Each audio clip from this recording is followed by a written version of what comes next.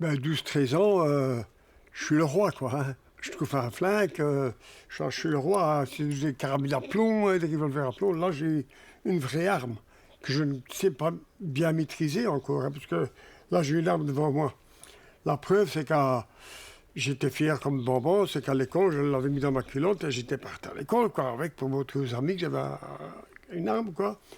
Malheureusement, le revolver est tombé sur son chien, il a percuté une balle qui a été plantée dans le plafond. Je ne vous dis pas la danse que j'ai reçue par les pères et par les miens de pères, d'avoir trouvé une arme et d'avoir joué avec ça, quoi, hein, parce que c'était énormément dangereux, quoi. Hein. Mais ça fait une sensation incroyable. Ça, pour moi, ça vit, quoi. Hein, Moi, je me sens bien quand j'ai une arme en main. C'est pas compliqué, je me sens bien. Mais voilà, malheureusement, moi, je les ai utilisés. Ça, c'était l'erreur de ma vie. Oui et non, parce que je l'ai voulu. On m'a jamais dit appuie sur la gâchette. Bon, on se sent supérieur. Pas spécialement qu'on est des rois, mais on se sent supérieur. On a une arme sur soi. On peut donner la mort. On le sait qu'on peut donner la mort à quelqu'un. C'est quand même une vie c'est des vies qu'on a entre nos mains. Hein. C'est une histoire comme ça, quoi. Hein.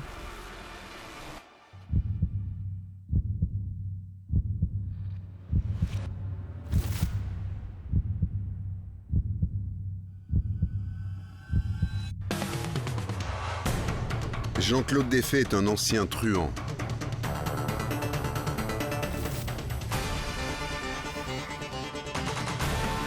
Sa vie de voyou commence dans les années 60. Il admire les gangsters. Ces personnages incarnent sa soif de liberté, de sensations fortes et d'argent facile.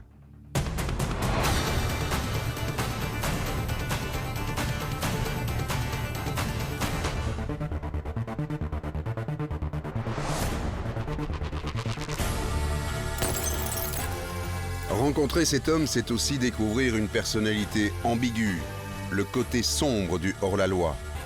La clandestinité, la prison, la violence, la souffrance de ses victimes et de ses proches. Aujourd'hui, Jean-Claude Desfaix a 72 ans, un âge exceptionnel. Dans le milieu des braqueurs, on meurt jeune et souvent dans le sang.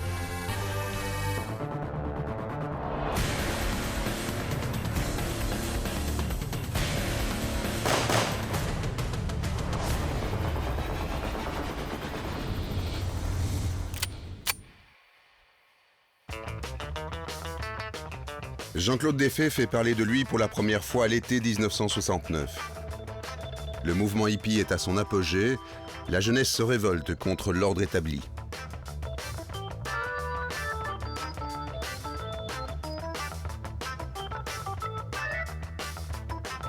Le jeune Jean-Claude, 22 ans, interprète à sa façon la contestation de l'époque. Il défie la société, arme à la main. Et au moment où l'homme marche sur la Lune pour la première fois, Jean-Claude Desfaix fait ses premiers pas dans le banditisme.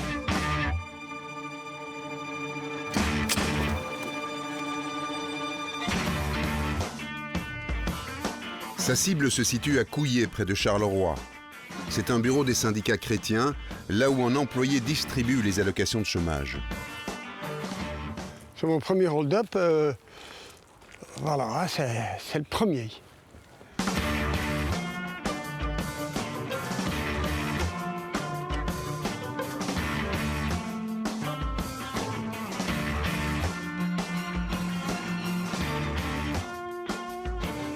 Je me dirige vers la porte, la petite porte dans le coin là-bas, où je sais où la personne est là, avec l'argent. Il y a combien? À peu près une cinquantaine de mille francs à ce moment-là, je ne sais pas. J'ai vu ça par après dans les journaux. Ici, je regarde un petit peu, j'ai mon manillon sur le visage, et je me dirige beaucoup plus vite que je ne marche maintenant. Je me dirige là-bas. Voilà, ici j'arrive en courant. Là, maintenant, il y a un grillage. Ici, j'ouvre la porte. Il y a quelques personnes qui sont placées là-bas. Je dis, bougez pas, c'est un hold-up, que personne ne bouge, il n'y aura pas de mal. Tout le monde, dans le fond, ne disait rien. Je me suis dirigé vers la table du fond. J'ai dit, ton argent, ton argent, ton argent, tout de suite, tout de suite. Et lui, il criait sans arrêter, l'argent du syndicat, l'argent du syndicat. J'ai dit, ne t'occupe pas de ça. Et à ce moment-là, j'ai pris la boîte. Il m'a attrapé pour me retirer mon bas. Et je lui ai mis un coup de pistolet dans le visage. Tout le monde a un peu peur, quoi. Aussi bien moi que les gens, quoi. Là, c'est devenu du sérieux, c'est un hold-up. C'est plus le même, mais en plus, c'est un hold-up qui est devenu avec violence. Mais ça fait une drôle de sensation, surtout que je dis jamais volé personne. De là, il y a une personne qui a essayé de me retenir, ben, j'ai repoussé et j'ai couru vers le parc.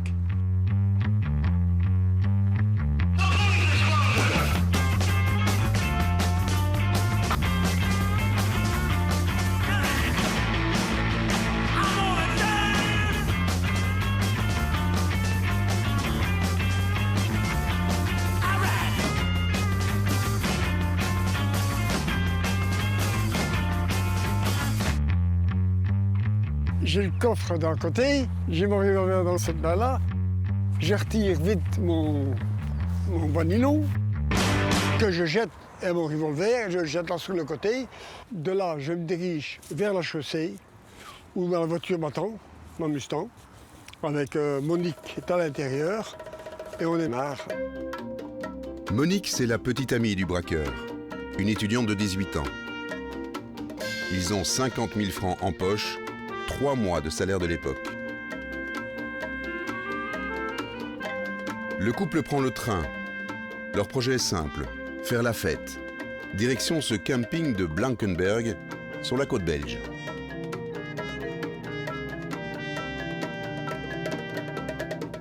Quand on est sur place, on dépense du pognon. On regarde les vitrines, on se prend du beau. Je vais me chercher une chevalière, une baraque pour elle. Et alors, on va au Cheval Blanc le soir. Super belle soirée, on ne pense pas à rien d'autre. Et le lendemain, rebelote. Alors, elle a fait une petite erreur. Elle a téléphoné à sa mère. Le temps d'aller promener un petit peu sur la digue et de revenir, il y avait déjà une vingtaine de policiers là-bas armés qui nous attendaient.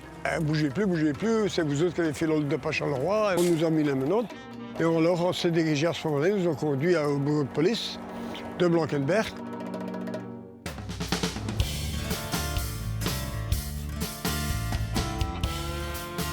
Dans la région de Charleroi, ce hold-up frappe les esprits. La presse locale se passionne pour l'histoire, oubliant presque la victime, l'employé blessé.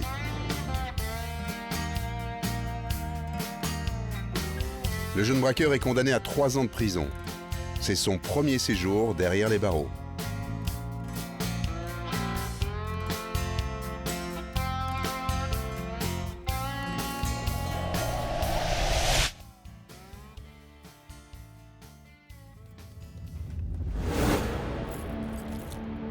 Qui est Jean-Claude Desfaits?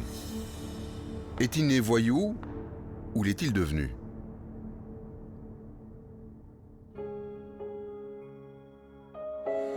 L'homme est né le 28 janvier 1947 à Châtelet, près de Charleroi, dans une famille sans histoire.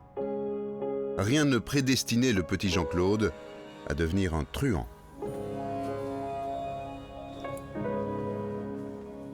Voilà, ici, c'était l'arrière de mon quartier, on va dire. Ma petite jeunesse, on va aller jusqu'à l'âge de 15 ans, 16 ans. J'ai très bien été élevé, j'étais gâté, j'étais pourri. À 18 ans, j'ai eu ma voiture, j'ai eu vélo moteur à cette époque-là. J'ai eu tout il ne m'a jamais manqué de rien, de tout. C'est moi qui étais comme ça. Toujours des armes, des armes, des armes, des armes. C'était une obsession, hein. C'était même dangereux pour mes sœurs et ainsi de suite, quoi. Hein. À 15 ans, j'étais déjà un voyou, on va dire. Mon père a essayé tout avec moi. Ils ont essayé de me remettre dans le droit chemin. Il m'a bougé, il m'a dit, écoute, il faut que tu choisisses où tu travailles, où tu quittes la maison, mais tu ne peux pas continuer comme ça. L'adolescent se réfugie chez un personnage à la réputation sulfureuse au sein de cette famille bourgeoise de Châtelet. Clémentine, c'était ma grand-mère, quoi. C'est celle qui tenait un bordel C'est comme ça qu'on appelait ça dans le temps. On a une maison de passe. Et à l'arrière ici, à cette époque-là, c'était la petite maison par où les clients passaient. Ça a été une grosse partie de ma jeunesse, quoi. Hein.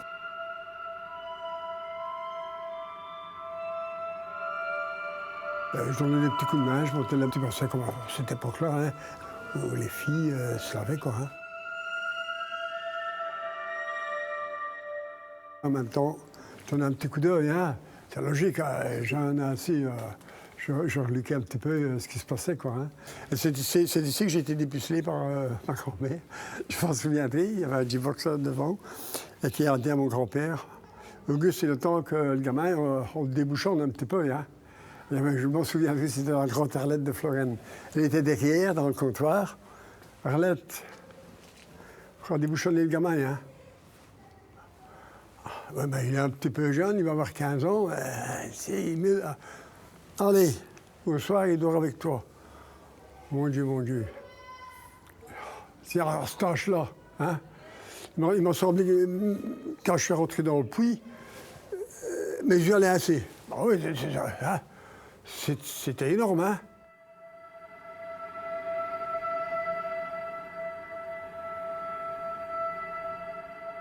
Dans le fond, elle ne m'a pas fait devenir voyou. Mais je suis tombé dans un petit monde de voyous, dans le fond. Chez sa grand-mère, le jeune homme fréquente les caïds du quartier. Dans les ruelles de Châtelet, il ne sort jamais sans armes. Bagarres et petits larcins s'enchaînent, jusqu'à l'attaque du bureau de chômage de Couillet en 1969. Cette année-là, le braqueur découvre le prix à payer pour la vie d'un truand, la prison. L'avocat Étienne Gras a hérité de l'épais dossier des faits. Pénaliste reconnu, il connaît bien l'univers carcéral. La première incarcération est toujours la plus importante. Ou bien c'est celle qui va faire que vous allez rencontrer des gens, que vous allez apprendre des choses, que vous allez peut-être même trouver des repères, parce que la prison est une société, et que à ce moment-là, vous baignez dedans et c'est la plus belle école du crime. Ou bien la prison, vous y entrez, et c'est fini, c'est le déclic, plus jamais vous ne voudrez rentrer là, et là on ne vous reverra plus jamais. Jean-Claude Defay, c'est évidemment la première formule. Pendant 3 ans, Jean-Claude Defay est transféré plusieurs fois. Il termine sa peine à Verviers, la prison des caïds.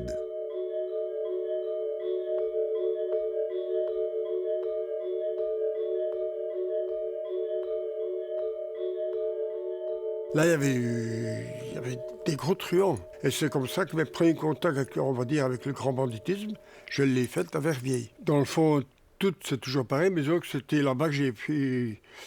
Pas mes premières armes, comme on dit, mais quand on a parlé un peu de toutes des choses que je ne savais pas qu'on pouvait faire. Comment voler une voiture, comment trouver une arme, comment ci, comment là, qu'est-ce que j'allais faire en sortant. On m'a donné des adresses. Et mes années ont passé comme ça, en fantasmé, à préparer des mauvais coups. Et de là, quand j'ai été libéré, j'avais été à la bonne école, comme on dit. Déjà, quand je suis sorti... il y avait une dizaine de voitures qui m'attendaient. C'était les caïds. Hein. Et alors, mon cadeau, c'était une belle enveloppe et alors un pistolet. Après 3 ans de prison, Jean-Claude Defay est un autre homme. Il fait désormais partie du milieu. Le jeune braqueur de Châtelet crée son personnage, soigne son image. Il devient de plus en plus dangereux.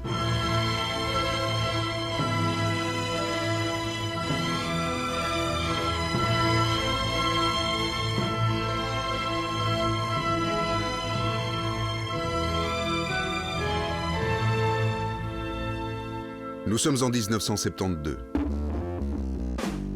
Les bandes organisées sont de plus en plus violentes. Les attaques de banques et de fourgons se banalisent. Jean-Claude Defay multiplie lui aussi les mauvais coups.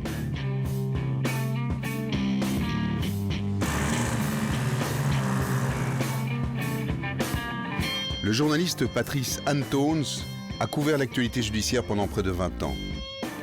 Il a souvent croisé la route de Jean-Claude Defay.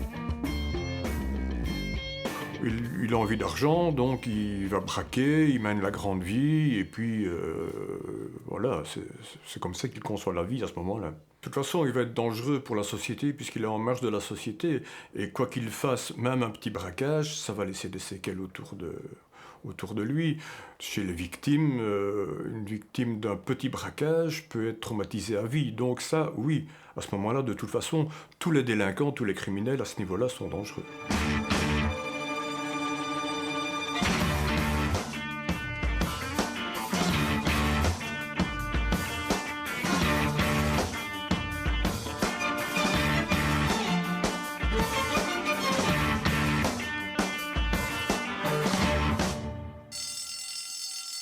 Quand je monte sur un braquage, j'allais en costard ou j'allais en costume, je prends une paire de manilons quelque part, j'arrêtais devant une poste ou une banque ou une petite banque, et je braquais quoi, hein, mais toujours gentil.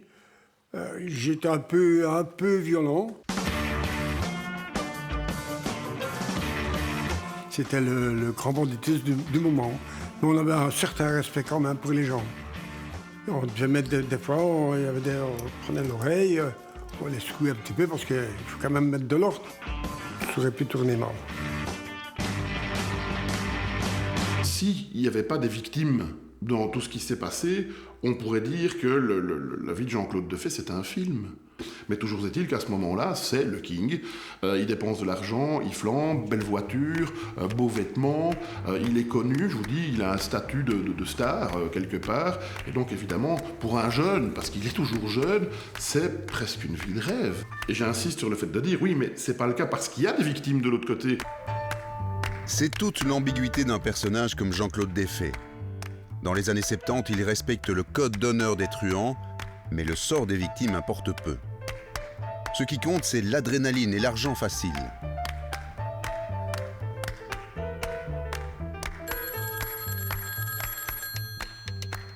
En décembre 1972, le jeune braqueur monte un nouveau coup. Avec quelques complices, il trouve le moyen de vider les coffres d'une banque sans trop de risques. Le plan pourrait rapporter plusieurs millions de francs belges.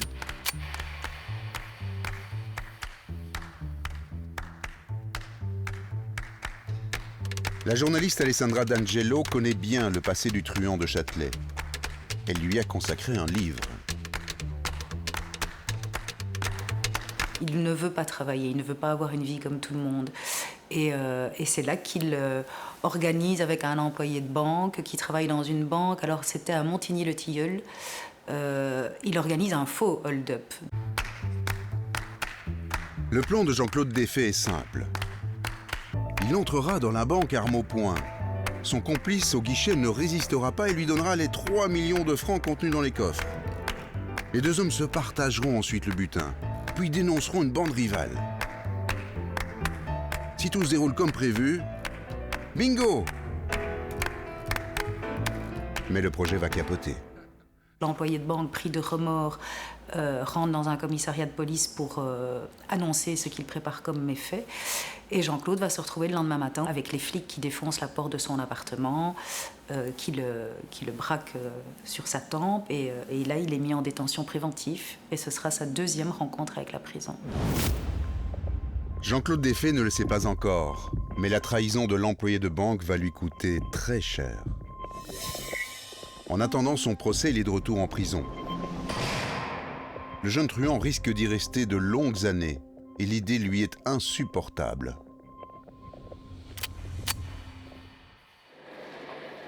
En février 1973, le détenu est amené au palais de justice de Charleroi.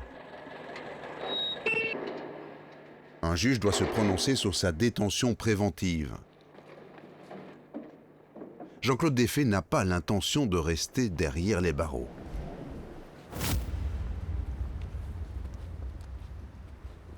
On m'amène ici, c'était pour un hold-up, celui de Montigny-le-Tilleul. Et ça travaille dans ma tête un petit peu. Je sais que je ne m'en sortirai pas avec un hold-up sur le dos, déjà récidiviste. Je me suis dit... Et j'avais déjà gambergé cette histoire-là. Et avant de quitter ma cellule, j'avais cassé une assiette et j'avais placé un petit morceau d'assiette dans mon col. Je me suis dit, là, faut que je fasse une évasion, il faut que je m'en aille, sinon je vais devenir fou. Tiens. Jean-Claude Desfaix attend son passage devant le juge dans une cellule du palais. Ne fermez pas. On entendait ici. Dans la cellule, le détenu va mettre son plan à exécution. Se mutiler pour être hospitalisé, moins surveillé, et tenter de s'échapper. Et alors, je peux vous assurer que ça n'a pas été la joie. Parce que ici, on voit encore les cicatrices. Et c'est la première chose que j'ai fait, j'ai coupé. Avec un tesson d'assiette, c'est pas une lame de rasoir. Hein. Donc, j'ai pris mon doigt, j'ai tiré sur un gros nerf, je ne parvenais pas. Du coup, j'ai pris l'autre côté ici. Ici, on voit encore la trace ici. J'ai coupé ici. La même chose, j'ai tiré sur un morceau de nerf, je ne sais pas, un bazar. J'ai tiré dessus, ça se pitait dans le sang, j'étais plein de sang. Et puis je dis passer, alors j'ai coupé ici. Voilà. Et je me suis ici, j'étais pas tant pis, ici c'est plus long. Là, j'ai coupé complètement, et là, j'ai chipoté là-dedans, et j'ai tiré ce bordel, quoi. Alors, le sang se pitait dans tous les sens. Et j'ai attendu, j'ai pas bougé. Ils ont dit, maintenant, t'as plus qu'à crever ou ton idée va marcher. Mais le plan échoue. Jean-Claude Desfaix est retrouvé et soigné. Il retourne en prison.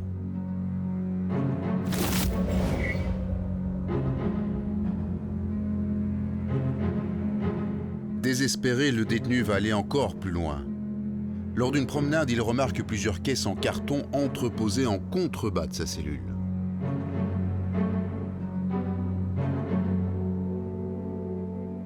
J'avais vu que les ouvriers dans la prison faisaient des trucs pour le carnaval, des masques, des confettis et tout, et c'est toutes des caisses dans le fond. Mais c'est 15 mètres de haut, c'est 3 galeries. Donc je me suis dit, pas de problème, c'est pas moi jouer la comédie. Donc quand il ouvre la porte, pouf, tu ne regardes pas, tu te tapes, puisque tu vas tomber dans les caisses. Je me suis jeté, malheureusement ça a mal tourné, je me suis jeté du 3e étage dans le fond. Malheureusement, on avait retiré les caisses. Alors je suis tombé sur le bouton. Là, on a cru que la colonne vertébrale était cassée. Et on m'a mis dans une chaise roulante, ainsi de suite. On m'a mis un grand corset. Et voilà, quoi. Hein. En fauteuil roulant, plâtré, le détenu fait pitié à voir. Un juge le libère. Jean-Claude Desfaix comparaîtra libre à son procès. Mais à peine dehors, il se débarrasse de son corset et disparaît dans la nature.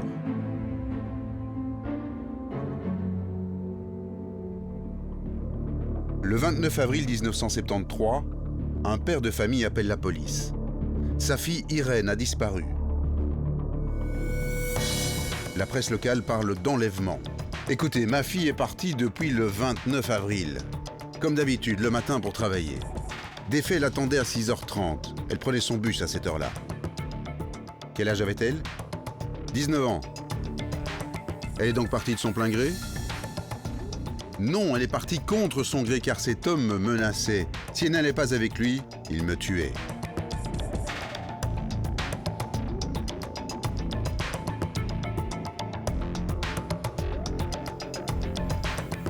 Jean-Claude Desfaix n'assistera pas à son procès. Le truand a pris la fuite accompagné de sa petite amie Irène. Absent du tribunal, le prévenu écopera de 6 ans de prison pour le hall de Praté de Montigny-le-Tilleul.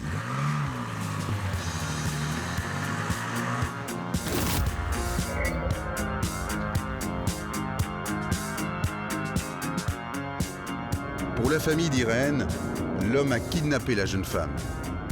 Le fugitif est désormais traqué par la police.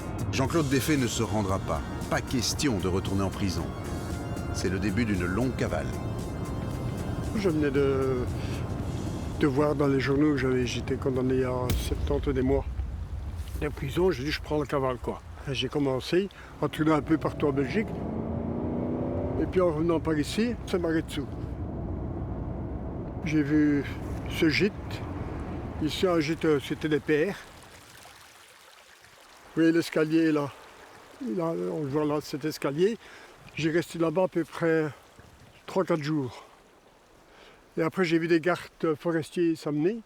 J'étais avec Irène là-bas et qui m'ont demandé, tiens, vous êtes la personne qu'on recherche. On vous suit depuis un laps de temps. Il faut vous rendre. Les gardes forestiers préviennent la police. La chasse à l'homme démarre. Elle s'annonce délicate. Le fouillard a un otage. Elle n'a jamais été prisonnière ici. Elle pouvait partir, elle pouvait appeler le père. Il y avait des pères qui venaient. Elle pouvait appeler ces gens-là, leur dire. Elle n'a jamais appelé personne. Donc c'est que ça lui plaisait. C'est ma complice. Le couple est désormais localisé. Une trentaine de policiers se déploient dans les bois de Maretsu. Un hélicoptère survole la région.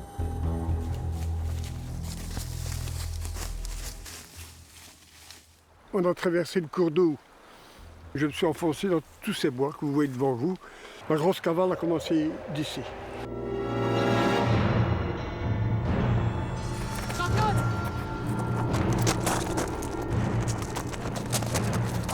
Le couple s'engouffre dans la forêt, sous les coups de feu. En chemin, Jean-Claude et Irène passent près d'un chalet isolé, dans la commune de Falahin. Après leur passage, la police fouille l'habitation et découvre une scène de crime. La locataire, une femme de 69 ans, a été étranglée.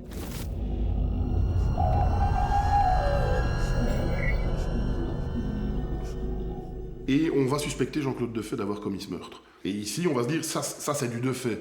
Pourquoi? Parce que Defay est aux abois, on sait qu'il est caché, on sait qu'il cherche peut-être de l'argent, etc. Il faut encore bien plus l'arrêter, puisqu'on le suspecte d'avoir commis un meurtre. Et donc là, il aurait du sang sur les mains.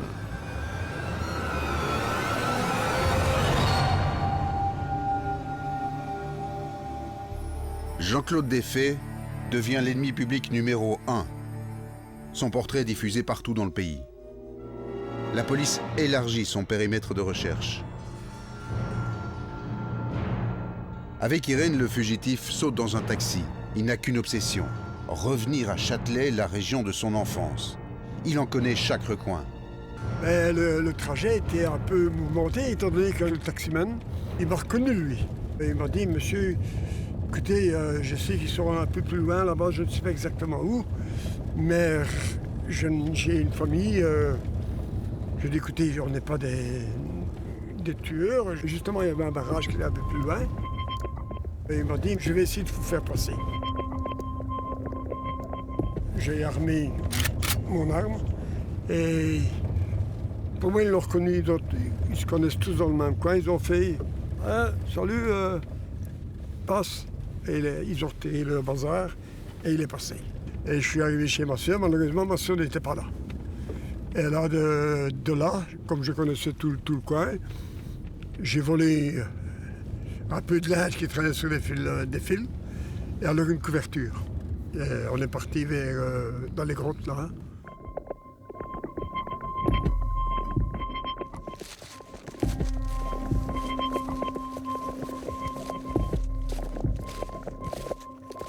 Après une cavale de Maretsu, après une poursuite où il y a eu pas mal de coups de feu tirés, je dis qu'il n'y a qu'une solution, c'est de revenir ici où je connais le mieux, quoi, les grottes. Et je suis venu me planquer parce qu'en étant gamin, je jouais beaucoup dans toutes ces grottes. Et voilà quoi. Et là, on est resté dans cette grotte pendant un laps de temps, 7 jours, sans manger, sans rien du tout. Et c'était assez dur, mais disons que ça a devenu vraiment malsain, c'est quand ils ont découvert le cadavre de Falahin. Une femme a été assassinée dans son chalet. Pour eux, j'étais l'assassin, quoi. Mais c'était pas moi, c'était prouvé 3 jours après. Les journaux en ont parlé, Defay n'est pas le tueur de Falahin. Ça a été un soulagement pour moi.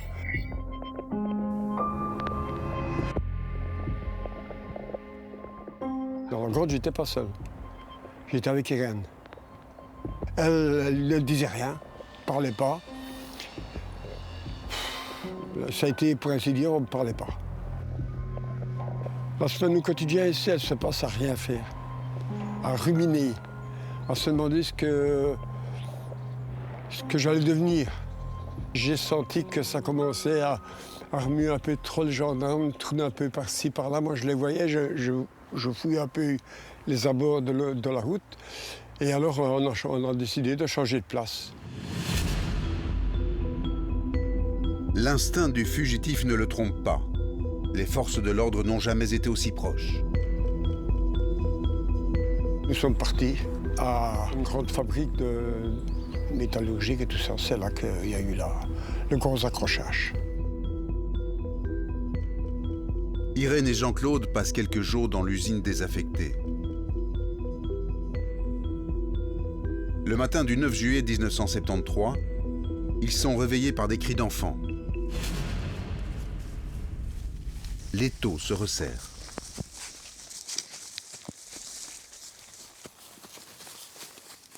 Je me réveille et j'entends des gamins dans l'allée avec qui crient « Oh, on est encerclés par des Indiens ». Je ne sais pas tout les gamins qui crient ainsi. Je vais voir. Oh là là, j'étais plein. Je dis, ben, on va faire demi-tour, on va retourner vers le chemin de fer. Jean-Claude Desfaix est déchaîné. Il n'a plus rien à perdre. C'est ce qu'Irène racontera plus tard, à la presse. Il est dangereux, il m'a dit à plusieurs reprises qu'il ne se laisserait pas faire, qu'il tirerait sur les gendarmes. Comme il a déjà tenté de se suicider, je crois qu'il ne se laissera pas capturer vivant. Il épuisera toutes ses munitions et gardera la dernière cartouche pour lui.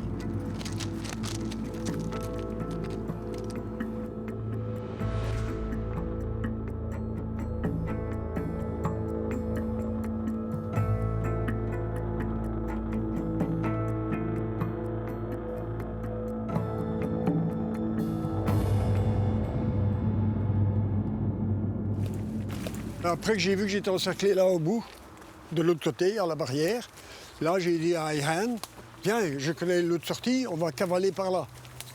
Mais j'ai vite compris ce qui s'est passé. Alors là, ils sont tous là, quoi. Les gendarmes sont là et tout, on me demande de la lâcher, de la lâcher, mais je ne la tiens pas.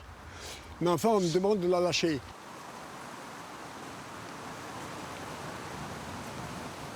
Et là, je dis, qu'est-ce que tu as fait, tu m'as balancé. Elle ne m'a pas répondu rien du tout.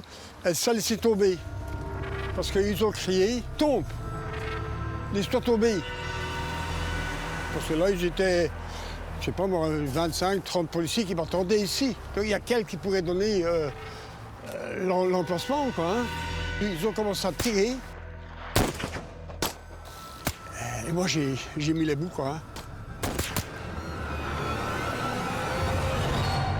J'ai couru jusqu'ici. J'ai vu une panoplie de gendarmes et tout ça. Et un commissaire, je ne sais pas vous dire lequel, qui criait « Couche-toi des faits, couche-toi des faits, ils sont venus de Bruxelles pour te tuer. Couche-toi ». Et à ce moment-là, moi, je paniquais un petit peu. J'ai mon arme en main et lâche tes armes, tu vois. Et là, il y avait des policiers qui étaient là, donc les tireurs étaient là. J'ai pas été le premier, tu vois. Et j'ai tiré, quoi. Voilà, quoi. Et après, je m'ai reculé un tout petit peu. Et là, le premier impact de balle, j'ai basculé un tout petit peu. Et là, le premier impact de balle, j'ai regardé comme un con. Là, j'ai tiré. L'autre a retiré, un autre a retiré. Et là, j'ai senti ma jambe qui basculait. Tout le monde tirait un peu partout. Et alors, là, j'ai sauté dans la bième. Et voilà, comme un rat, vraiment comme un rat de tanière, j'ai cherché un trou pour me planquer, quoi. À ce moment-là, ben, je cours et je rentre dans le tunnel. Ces égouts font peut-être, je ne sais pas, 3 km. C'est une éternité, hein. On ne se voit pas avancer. Puis j'ai senti des morsures, et puis j'entendais des cris. Puis ça sautait dans le cheveu. Je me disais, c'est des rats, c'est pas possible autrement, ça criait. Mais je pense que c'est le sang qui les attirait, et qu'ils essayaient d'accrocher ma viande, de me mordre tout ce qu'il y avait du sang, je ne sais pas. Quand j'ai vu le ciel, j'ai dit, le canal ne peut être qu'au bout. Ça, c'est la sortie de la Bième. Puis je me dirige vers l'eau de la Sarre, chez ma grand-mère, qui est à Bourdelle encore là-bas. Puis si j'arrive chez ma grand-mère, je suis sauvé.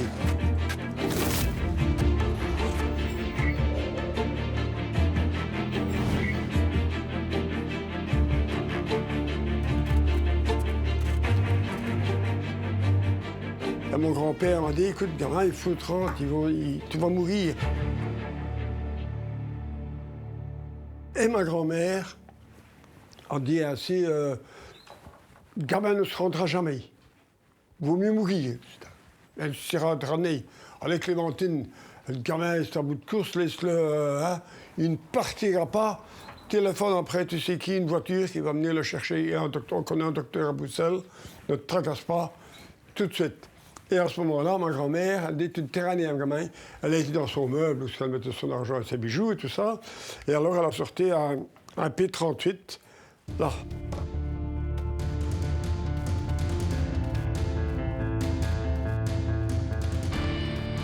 À Bruxelles, un étudiant en médecine soigne comme il peut les blessures par balle. Jean-Claude Defay se planque encore quelques jours. Mais l'homme est épuisé.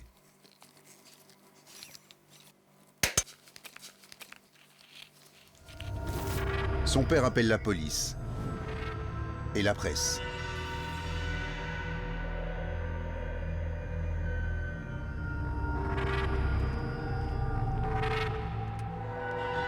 C'est terminé. Je baisse les bras, je me rends. Et le commissaire, un des commissaires me dit, Jean-Claude, ne fais pas de bêtises. Ils sont là pour te tuer. Et avec cette solution-là, c'était de me rendre ou alors ils m'auraient eu quand même. Hein. On n'est pas... Je suis pas Rambo, hein, donc on m'aurait eu, quoi. De toute façon, d'une manière ou d'une autre, j'allais mourir, quoi. C'est la fin de 3 mois d'une cavale rocambolesque. La suite l'est beaucoup moins. Jean-Claude Defay retourne en prison pour 5 ans. C'est le revers de la médaille de la vie d'aventure du bandit. 45 ans plus tard, un document témoigne de cette époque. Du quotidien d'un détenu dans une prison belge de 1973.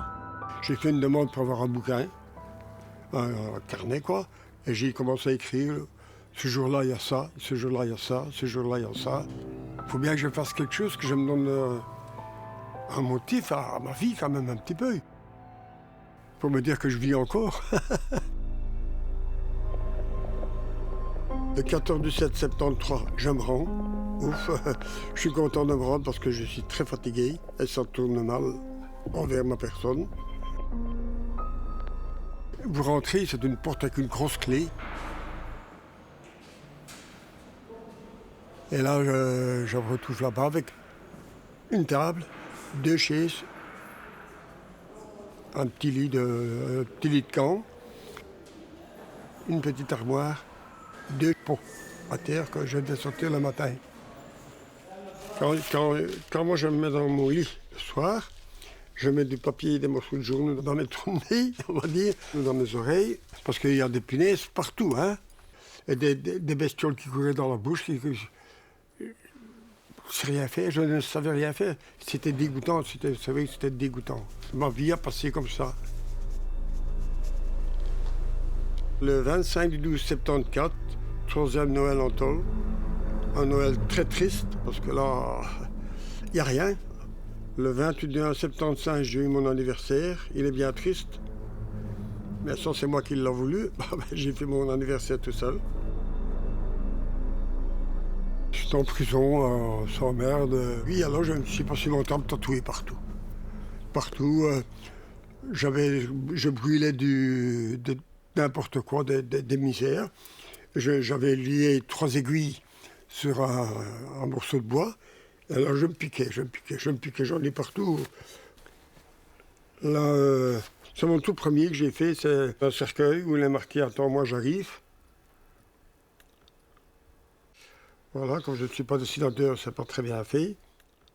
Là, c'est une rose aussi. Ni maître, ni loi. Là, c'est un cœur, un trèfle et un carreau, un pic. Ça veut dire, je te pique au cœur, je te vole ton trèfle, je te laisse sur le carreau.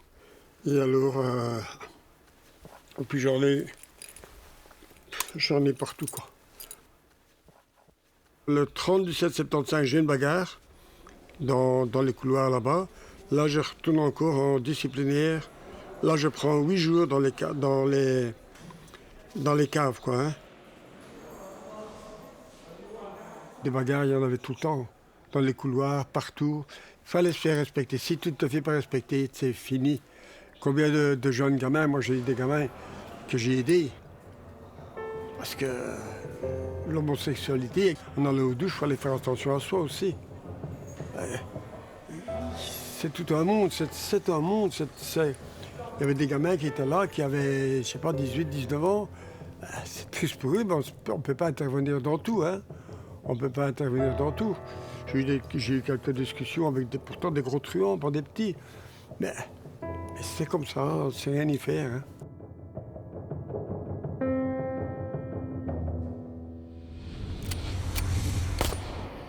Après 5 ans sous les verrous, Jean-Claude Desfaix est libéré. Il rentre chez lui. À Châtelet, vous vous trouvez dans ma ville, rue Franchamp. Comme on a dit, j'étais un petit pacha quoi, dans le système. Hein. Dans le quartier, d'autres caïds ont pris sa place. Jean-Claude Desfaix fait savoir qu'il est de retour.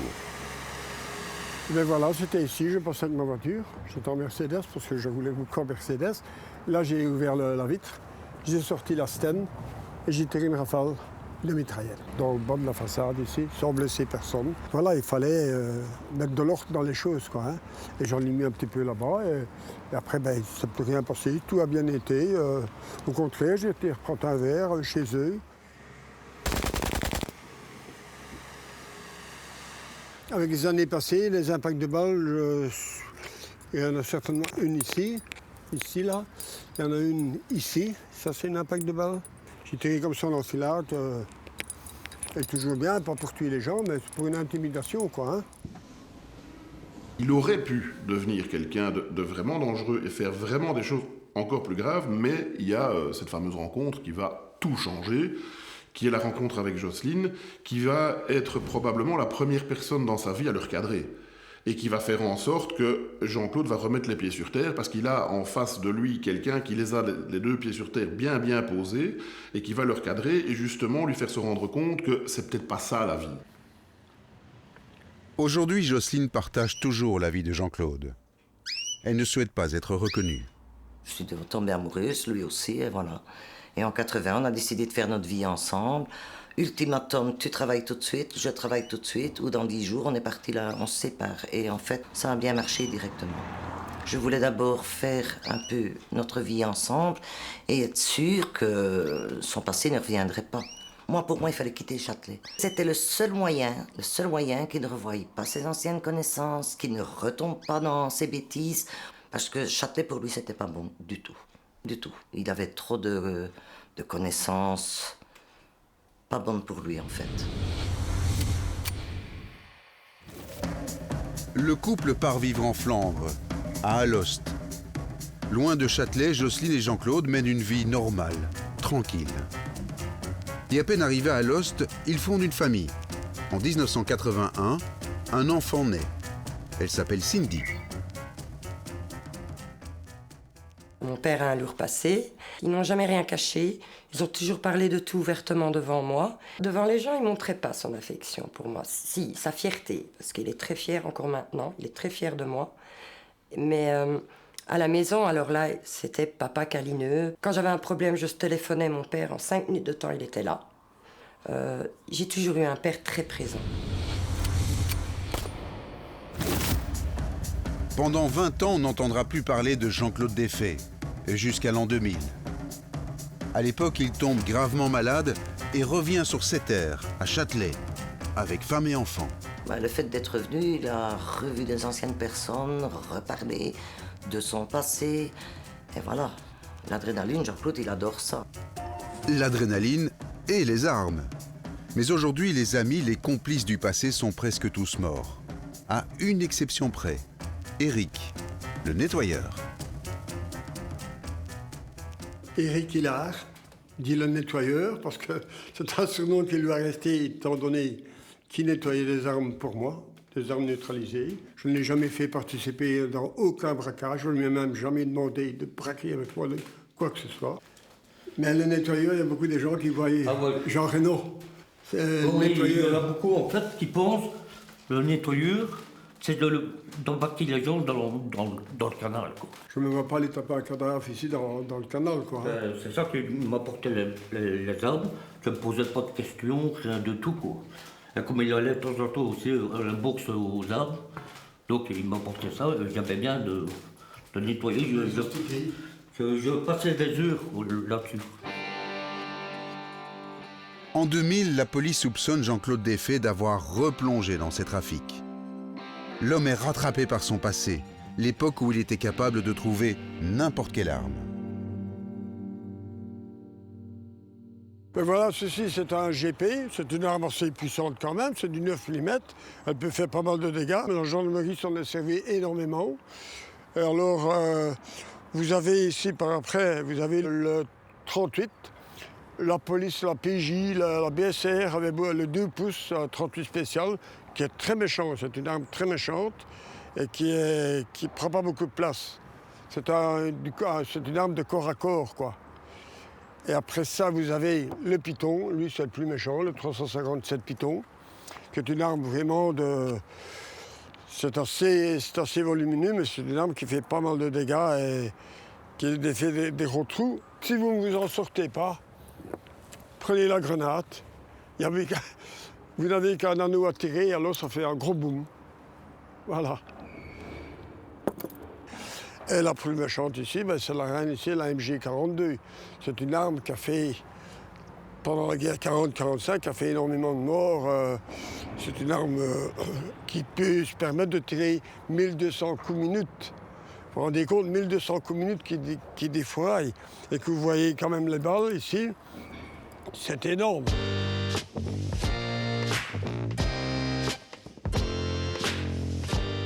Et dans le milieu, la mitrailleuse MG42, c'était la signature de Jean-Claude Desfaits. De par le type d'arme qu'on lui reproche de vendre, on va raccrocher cela à toute une série de braquages, de fourgons, de grands magasins qui vont être commis dans le nord de la France. Et on utilise une mitrailleuse MG42. Et la MG42, c'est la carte de visite de Jean-Claude Desfaits.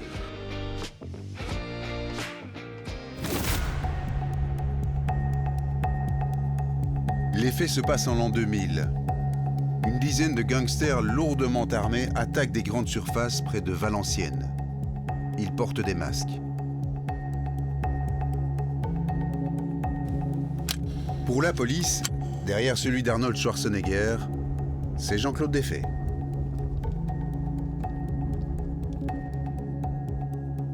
À l'époque, Bernard Reymakers est enquêteur à la PJ de Charleroi. Il a passé 25 ans de sa vie à lutter contre le banditisme. Lorsqu'on retrouve les masques de carnaval que les truands ont apposés sur leur visage pour garantir leur anonymat le plus absolu, on retrouve l'ADN de Jean-Claude Desfaits, de M. Desfaits, dans un des masques. Ce fameux masque de Charles Schwarzenegger, là, que j'avais été acheté pour des amis. Donc j'avais été acheter ça pour des amis. Et alors, moi je pensais que c'était pour un carnaval. Mais comme je les ai essayés chez le marchand, mon ADN est resté dedans.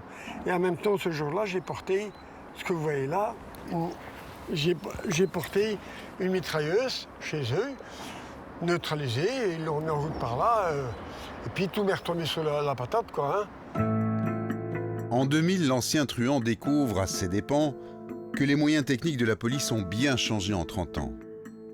Depuis quelques années, Bernard Reymakers et ses collègues peuvent identifier des criminels grâce à l'analyse des traces ADN laissées sur des pièces à conviction. Et dans cette affaire, aucun doute, l'ADN de Jean-Claude Desfaits est bel et bien présent dans ce fameux masque.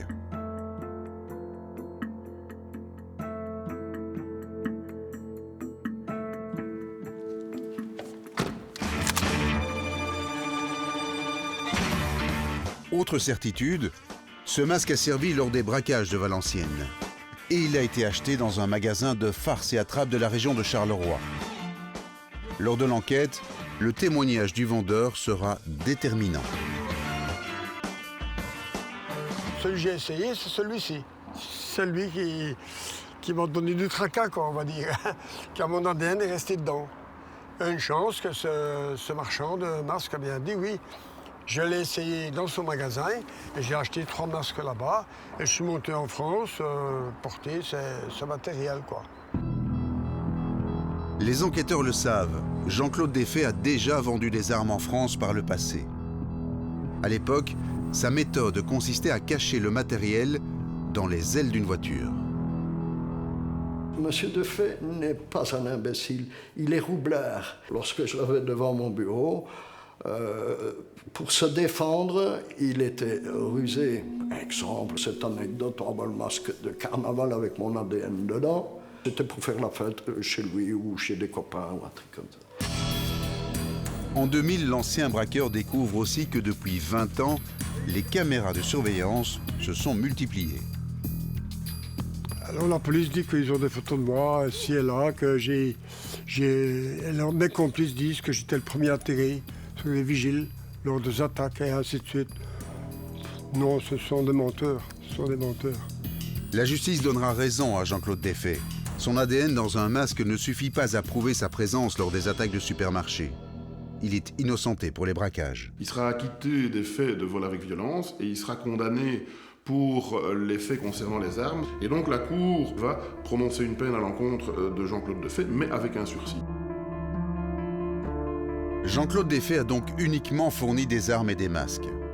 Mais pour certains enquêteurs, même si l'homme n'a pas braqué à Valenciennes, il reste dangereux. Jean-Claude Desfaix, c'était un monsieur que j'ai toujours considéré comme un peu mégalo, un peu mythomane. Ben oui, ça fait partie du personnage. Maintenant, je ne dis pas que c'est un enfant de cœur. Encore une fois, quand il a un masque de carnaval sur le visage, ne vous trouvez pas en face de lui quand il sort avec son fusil à pompe.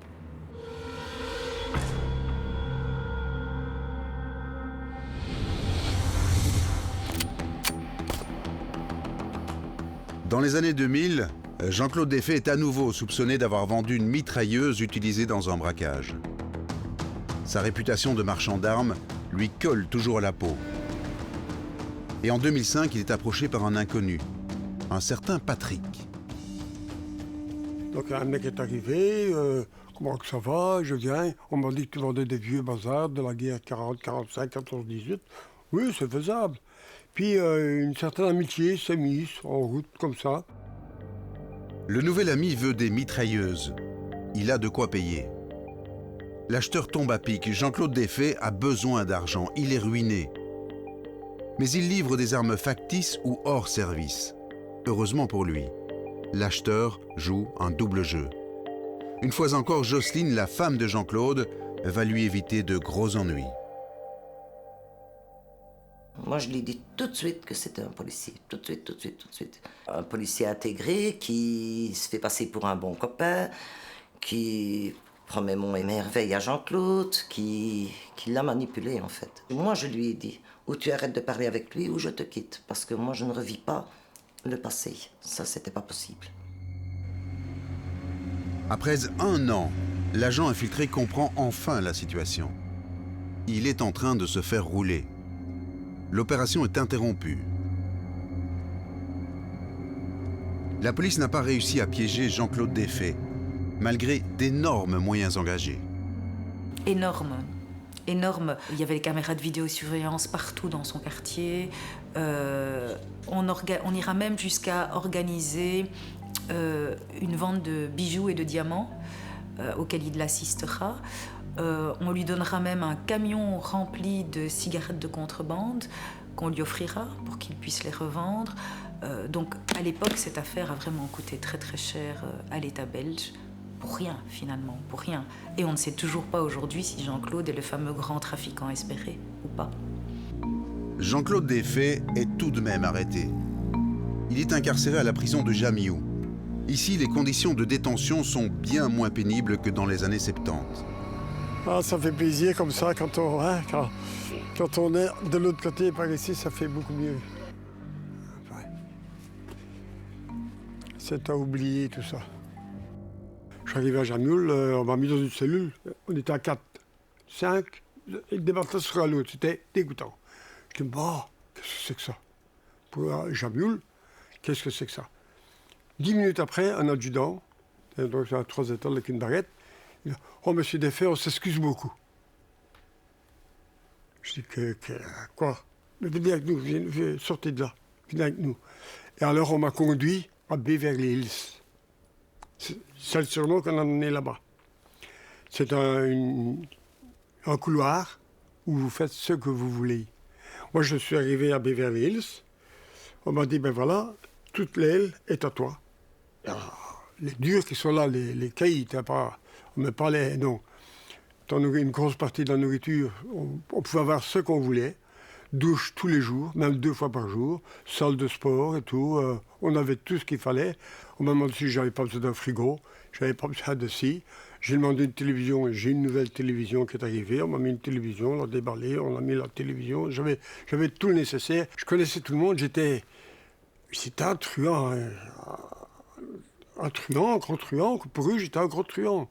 Ce qu'ils avaient lu dans les journaux, n'importe quoi, mais pour eux, j'étais quelqu'un de bien. Après 3 mois de préventive, l'homme est relaxé. Aujourd'hui, Jean-Claude Defay ne fait plus parler de lui. La vie de voyou, c'est terminé. Il doit plusieurs dizaines de milliers d'euros à l'État. Pourtant, l'homme ne regrette rien de son passé, à part sa liberté. Cette vie sans la moindre contrainte.